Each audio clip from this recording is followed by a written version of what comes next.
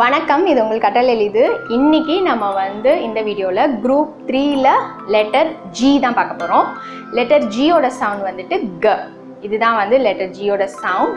And இதோட action என்ன பண்ணலாம் அப்படின்னா நம்ம இப்படி கையை இப்படி ஸ்பைரலாக இப்படி சுற்றிட்டு க க க அப்படி பண்ணலாம். ஸோ இது என்னென்னா அந்த இப்போ வாஷ் பேசன் இல்லைன்னா சிங்க்கில் அந்த தண்ணி உள்ள ஃபோர்ஸாக போகும்போது ஒரு சவுண்ட் வரும். அதுதான் அந்த வாட்டர் இப்படி போகிற மாதிரி நம்ம ப்ரிட்டன் பண்ண சொல்லலாம். ஸோ க க க இதுதான் அதோட ஆக்ஷன்.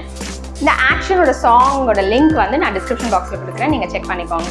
ஸோ அதே மாதிரி நெக்ஸ்ட் இந்த லெட்டரை எப்படி நம்ம ஃபார்ம் பண்ணணும் அப்படின்றது நீங்கள் இப்போ ஒரு டாட்டட் லைன்ஸ் வச்சு நீங்கள் அந்த லெட்டர் ஃபார்மேஷன் நீங்கள் ரைட்டிங் ப்ராக்டிஸ் பண்ணிக்கலாம். And next part blending. பிளெண்டிங்க்கு இன்றைக்கி நம்ம என்ன வேர்ட்ஸ்லாம் நம்ம பிளெண்ட் பண்ண போகிறோம் அப்படின்ற அந்த வேர்ட் லிஸ்ட்டை நம்ம இப்போ பார்க்கலாம். Get, gap, peg, dig, tag, gas, rag, gram, grim, grip, grid, grin, snag, stag, grand.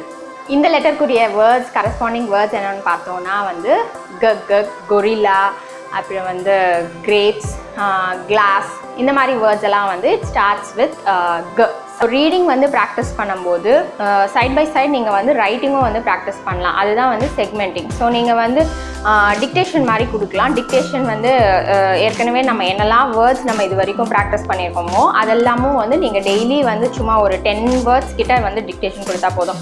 ரொம்ப எழுதணும் அப்படின்னு அவசியம் இல்லை. டெய்லி ஒரு 10 வேர்ட்ஸ் ப்ராக்டிஸ் பண்ணால் போதும். ஸோ அவங்களுக்கு அந்த செக்மெண்டிங் வரணும்.